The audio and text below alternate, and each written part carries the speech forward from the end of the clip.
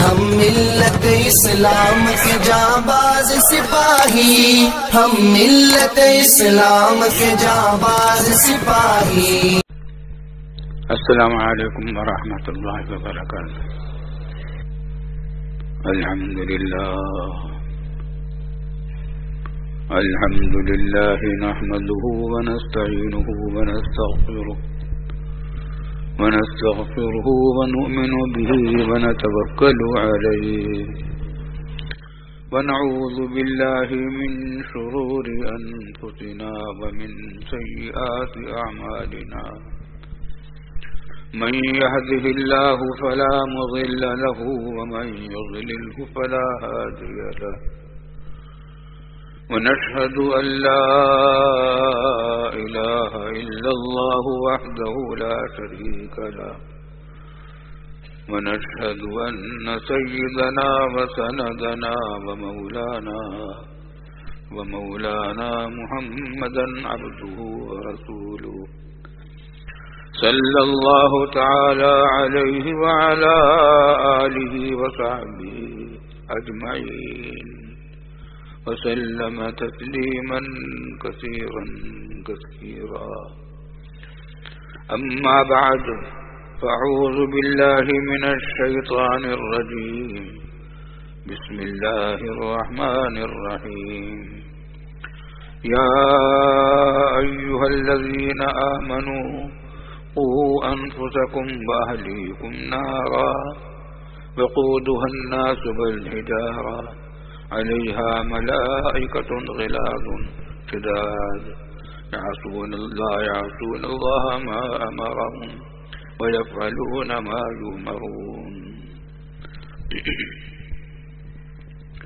بزرگان محترم، برادران عزیز، وقت تو مختصر ہوتا ہے اور ہم جیسے آدمی کو کچھ تاخیر بھی ہو جاتی ہے.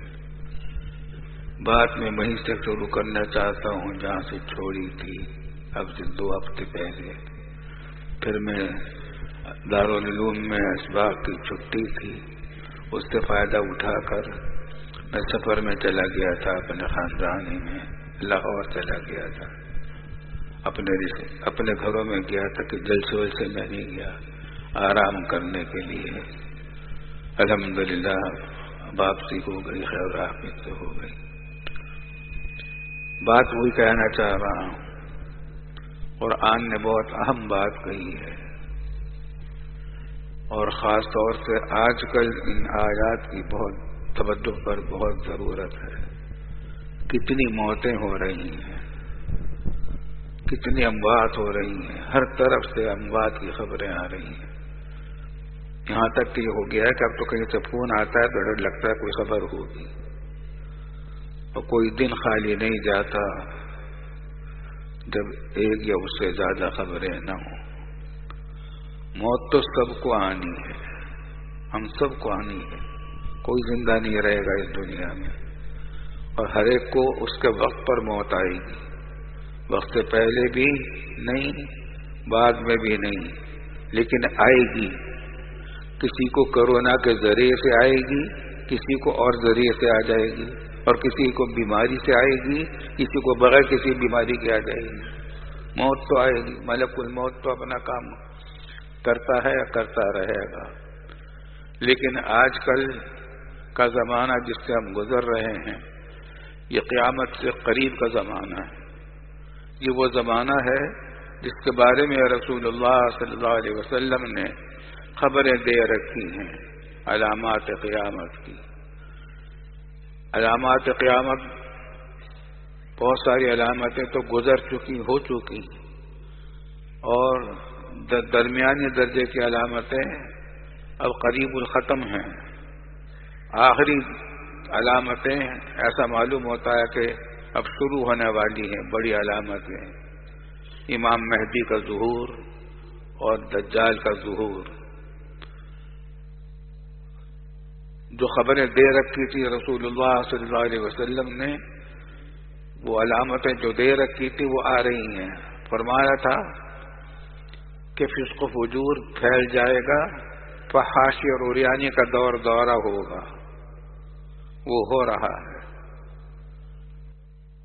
بیماریاں ایسی آئیں گی جو کبھی نہ دیکھی تھی نہ سنی تھی، نہ باپ دادا نے کبھی دیکھی تھی نہ سنی تھی. ایسی ایسی بیماریاں آئیں گی، آ رہی ہیں، بہت عرصے سے آ رہی تھی، اور اب تو اتنی تیزی سے یہ آ گئی ہے بیماری کورونا کہ یاد دلا رہی ہے قرب قیامت کا. موت یاد دلا رہی، موت کو یاد دلا رہی ہے. اس واسطے ان حالات میں جبکہ قیامت کا قرب ہے، اموات کی کثرت ہے، موت تو سب کو آنی ہے، تیاری اس موت کی کرنی ضروری ہے. تیار تو رہے آدمی. کتنی بے شمار موتیں ہو رہی ہیں، پہلے سے کوئی اندازہ نہیں ہوتا اور اچانک قصہ ہوتا ہے اور آدمی ختم ہو جاتا ہے. مرد بھی، عورتیں بھی، بڑے بھی، زیادہ تر معمر لوگوں پر واقعات پیش آ رہے ہیں. اس واسطے تیاری کریں، موت کی تیاری کریں. زندگی کی تیاریاں تو عمر بھر کرتے رہے ہیں، اب موت کی تیاریاں بھی کر رکھے. دونوں کام کرنے ہیں، زندگی کی بھی تیاری کرنی ہے، موت کی بھی تیاری کرنی ہے. زندگی کا سامان بھی کرنا ہے، موت کا سامان بھی کرنا ہے. موت کے سامان میں قرآن کریم نے اس وقت جو ان آیات میں توجہ دلائی ہے ان میں سے ایک یہ ہے کہ قوا انفسکم واہلیکم نارا، جہنم کی آگ سے اپنے آپ کو بچا لو اور اپنے گھر والوں کو بچا لو.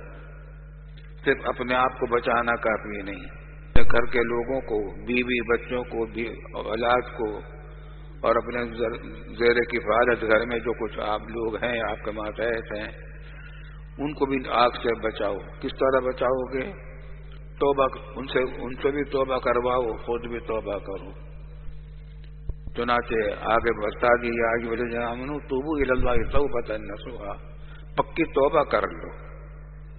تیاری کیا ہے موت کی؟ پکی توبہ کر لو. یا اللہ جو گناہ ہو گئے ہیں، بہت گناہ ہوئے ہیں، بے شمار گناہ ہو گئے ہیں ہم سے.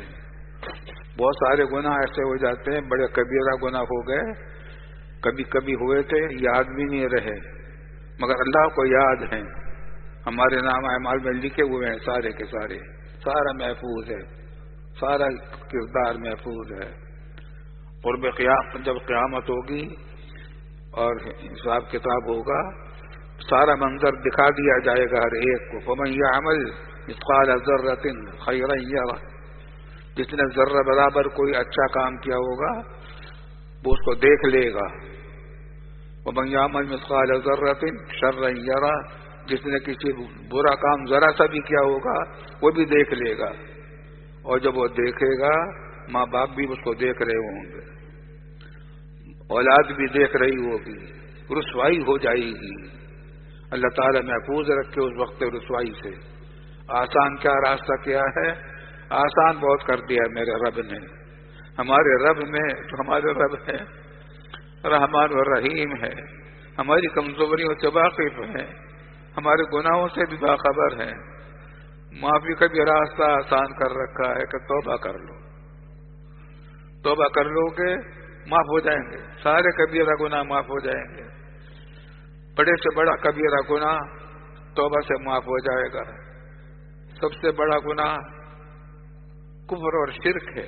اگر کوئی 70 سال کا کافر تھا، وہ توبہ کر لے کفر سے، کہ اللہ میں توبہ کرتا ہوں کفر سے اور ایمان لاتا ہوں، اسلام کو قبول کرتا ہوں، توبہ کر دو اپنے کفر سے، سارے گناہ کفر بھی معاف، وہ بھی معاف ہو جاتا ہے.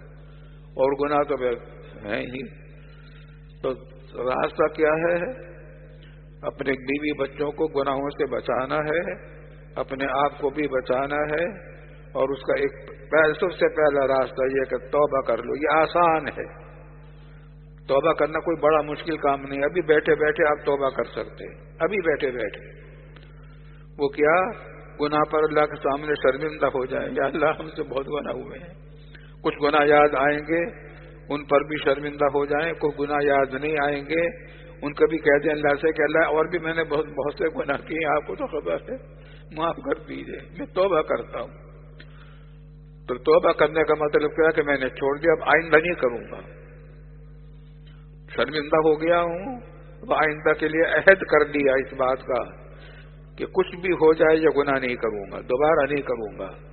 جب آپ یہ عزم کر لیں گے کہ کچھ بھی ہو جائے یہ گناہ دوبارہ نہیں کروں گا، توبہ اسی وقت معاف ہو جائے گی، قبول ہو جاتی ہے۔ اور دعاؤں کے بارے میں تو وعدہ نہیں ہے کہ کون سی دعا قبول ہوگی، ہر دعائیں ساری قبول ہوتی ہیں اکثر، لیکن بعض دعائیں قبول نہیں ہوتی ہیں۔ لیکن توبہ کے بارے میں تو پکا وعدہ ہے،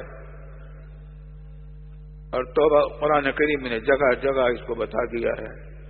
گناہ کو گناہ سمجھو، اس پر اللہ کے سامنے شرمندہ ہو جاؤ، اور یہ اللہ سے اپنے دل میں کہہ دو، زبان سے کہہ دو، دوسروں سے اعلان کرنے کی بھی ضرورت نہیں، کسی کو بتانے کی ضرورت نہیں۔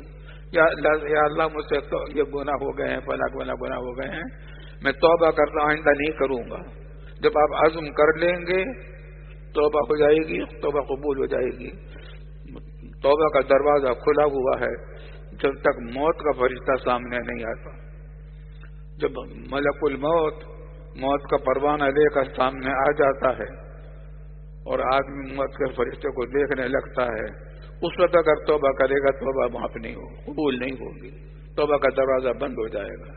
اس سے پہلے توبہ کر لیں۔ کچھ نہیں پتا ہم میں سے کس کے سامنے اچانک ملک الموت آنے والا ہے، ساتھ توبہ کر لیں، ابھی سے توبہ کر لیں، تیاری کریں۔ سب سے پہلی تیاری یہ ہے اللہ کے سامنے توبہ کر لیں۔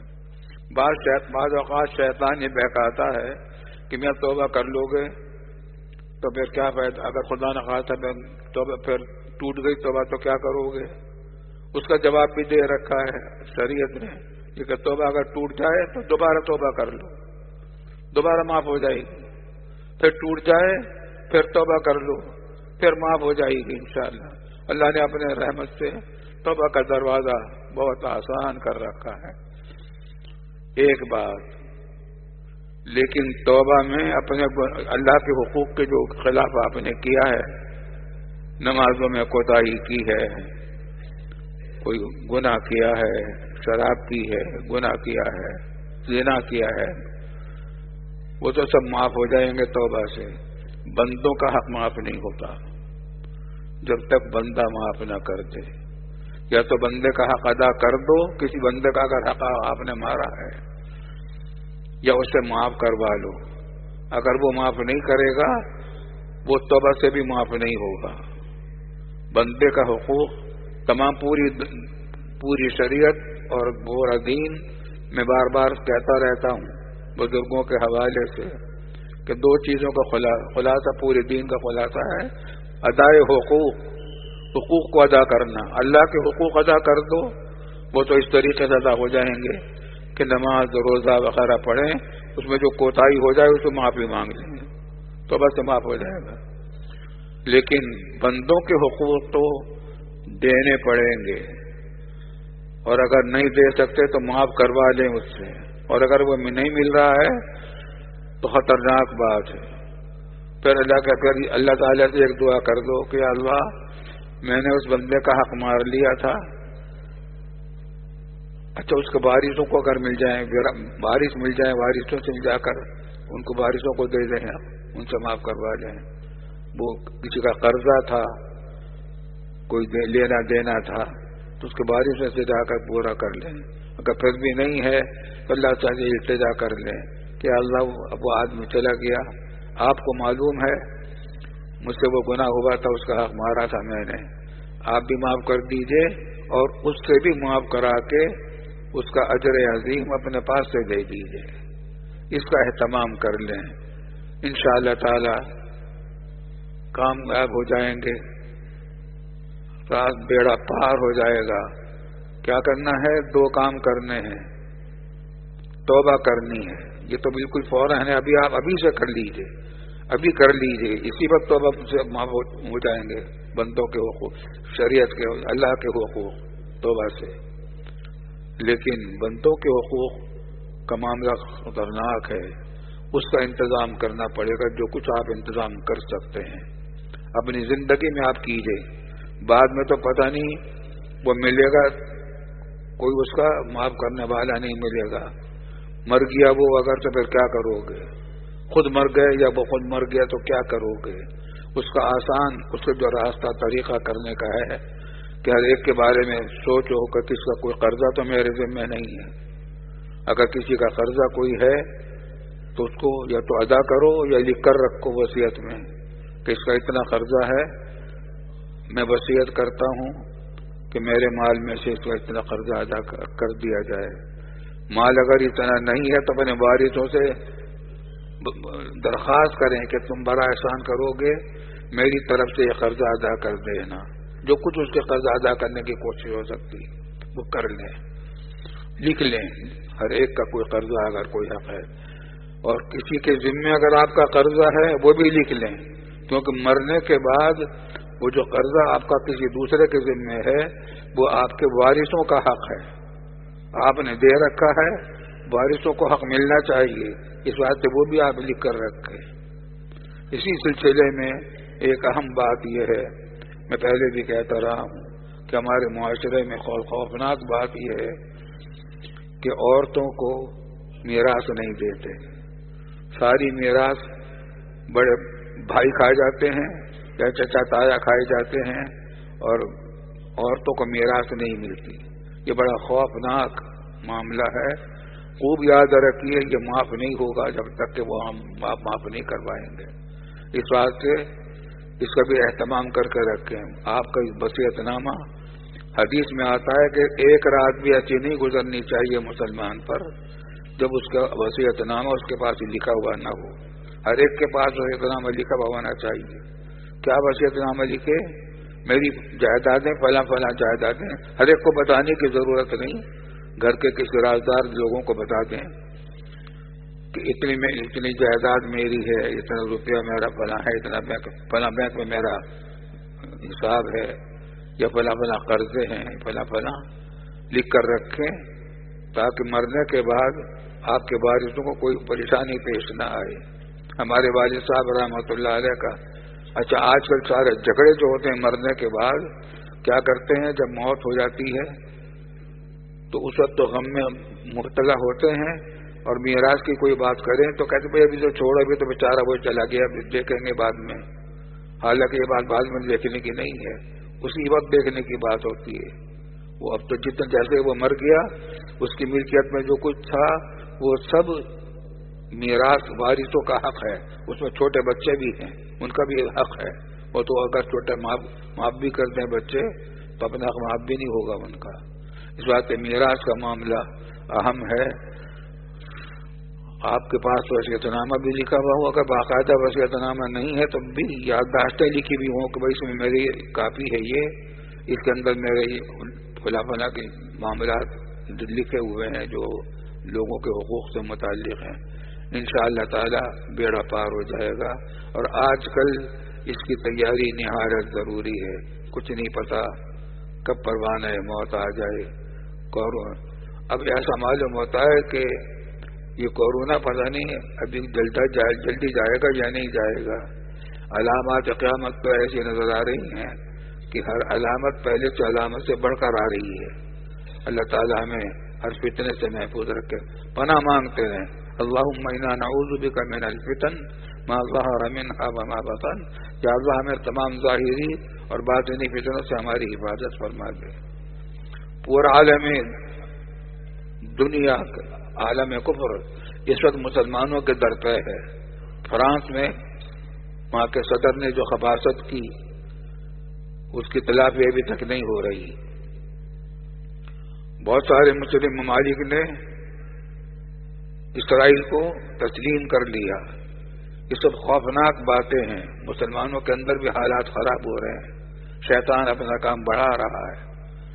خطرناک باتیں ہیں. یہ علامات ہیں، وہ علامات کبرا جو آنے والی ہیں اس کے علامات ہیں. کیونکہ دجال جو آئے گا وہ بھی یہودیوں میں سے ہوگا.